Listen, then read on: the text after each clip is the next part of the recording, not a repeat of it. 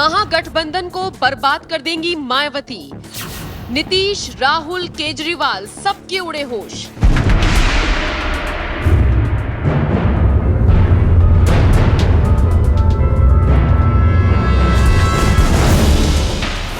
दो 2024 लोकसभा चुनावों में अब कुछ ही वक्त बचा है। इस वक्त की अहमियत को समझते हुए तमाम राजनीतिक दल जमकर मेहनत कर रहे हैं। एक तरफ भारतीय जनता पार्टी है तो वहीं दूसरी तरफ पूरा विपक्ष है।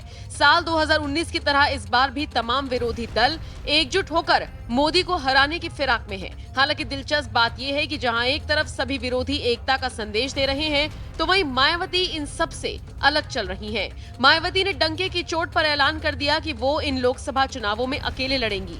यूपी की 80 लोकसभा सीटें हों या फिर बिहार की 40 लोकसभा सीटें, मायावती इन सभी पर अपने प्रत्याशी उतारेंगी और न सिर्फ बीजेपी बल्कि महागठबंधन को कड़ी टक्कर देंगी।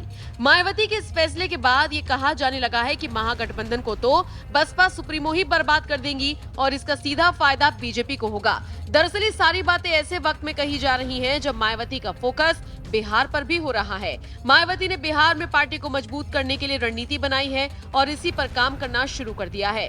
मायावती लगातार पदाधिकारियों के साथ बैठक कर रही हैं। बसपा कार्यकर्ता तो इस पर भी काम कर रही हैं कि कैसे मायावती को पीएम की कुर्सी तक पहुंचाया जाए।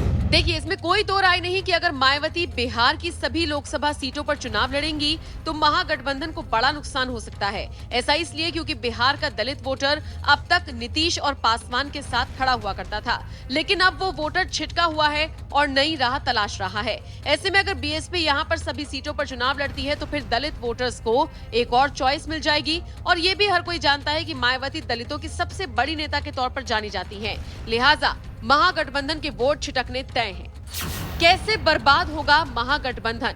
अब सवाल ये उठता है कि मायावती अगर बिहार में अकेले चुनाव लड़ने की तैयारी में है तो फिर इसका असर महागठबंधन पर कैसे होगा?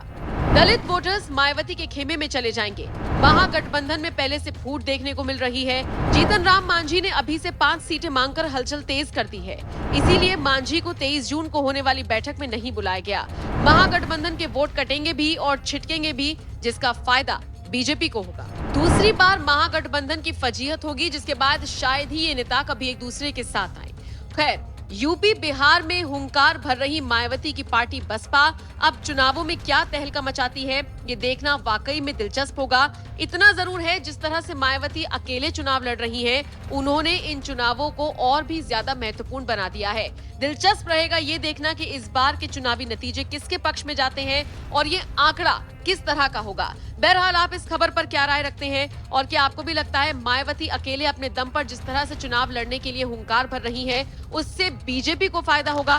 कमेंट बॉक्स में अपनी राय हमें जरूर